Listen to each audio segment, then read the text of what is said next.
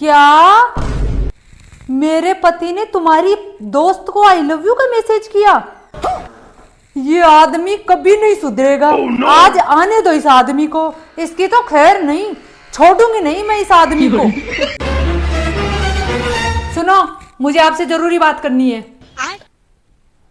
आज तूने मेरी अलमारी खोली? फालतू की बात मत लाओ बीच में, मुझे आपसे जरूरी बात करनी है। अच्छा ठीक है, पहले तू ये बता, तूने आज मेरी अलमारी खोली? क्यों, क्या था ऐसा इसमें? अरे यार, तेरे लिए इसमें सरप्राइज गिफ्ट था। तूने मेरी अलमारी खोली क्या, ये बता। Surprise gift?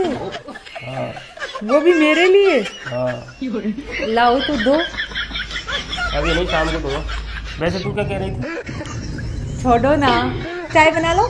नहीं, कॉफी बना दे। ठीक है, मैं अभी बना के लाती हूँ।